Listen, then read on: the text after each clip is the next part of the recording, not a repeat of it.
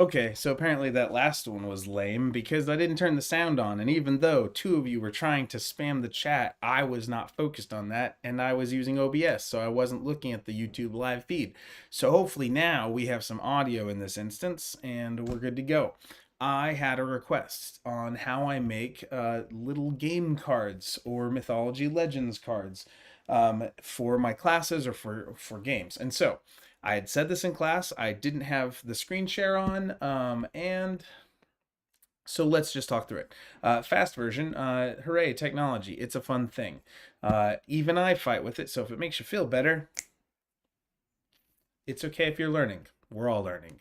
So first, if you the first thing you do if you want a card is I always go to File, Page Setup, to get the cards the size that I like is 2.5 by 3.5.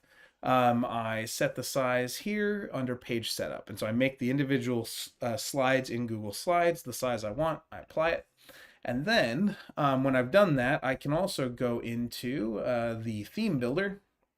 And as I go into the theme builder, that allows me to adjust the theme for the whole spreadsheet. If you're using PowerPoint, this is called the master slide view.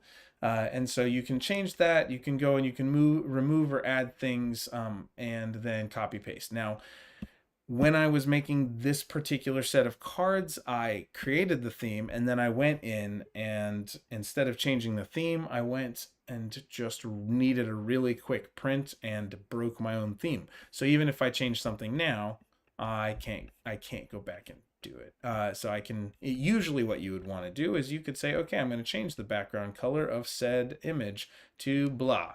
And that would go and change it for all the other slides of that type, unless you've overridden the slide. So it's better to make the design ahead of time before you start building any of your content into the slide. And I'm actually going to go Control Z, Control Z, Control Z so I don't mess it up. But yeah, that's how you would get a general design for all the slides. And then you could go in and fill in individual content if you had it, and it would look more like that. So this, I gave students each 10 slides to create, and they did that based on the template I gave them, as you can see. So the thing that my student was really wondering about, how do you resize? And then ultimately the final step of that, I have to change back to my regular view, slideshow. Nope, not that one. Come on, guys. That one. Okay. Now, if I go printer options here, that's the part where it gets all fancy.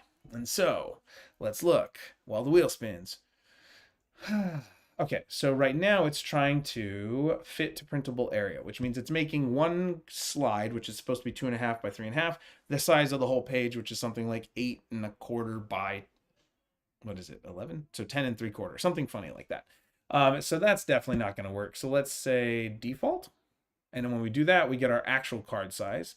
And we want to, in this case, well, it depends. But I'm just going to tell it pages 1 through 9 just so it doesn't overload the computer because this has 130 in it. Then the really important part though is that I know I want 9 cards per sheet. That's why I did the size I did, but now it's gone and got silly on me. But this is it trying to say like 9 pages per sheet. So I want to go in here and you can play with these options till you find the one that looks right.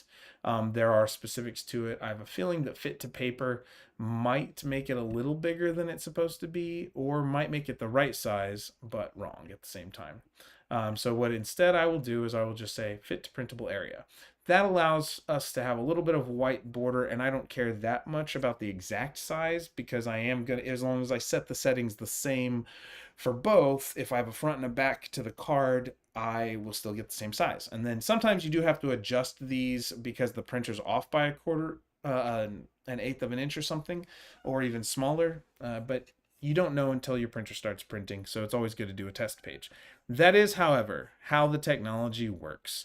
And if you're going to print one side first and then put in a different document like this on the other side, then you definitely want to make sure you don't have print on both sides selected. All right. That is the tech update of the day. There is one other bonus I will add to this, and that's that I told people at one of the CoyoteCon events today that if I got to 415 subscribers on YouTube, that I would do a Kermit the Frog voice for an extended time. And so you're welcome, and thank you actually, most importantly.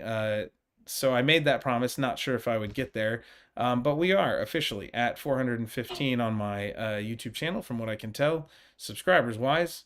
And so that's cool. So that means I owe you all a Kermit the Frog video, and I think I've decided to do a reading of the first couple pages of The Hobbit. So I don't know if I'll get to that this weekend, but I might be able to get to it in the next week. We'll see. I'll try and make it a priority. With that, have fun. Hope this helps.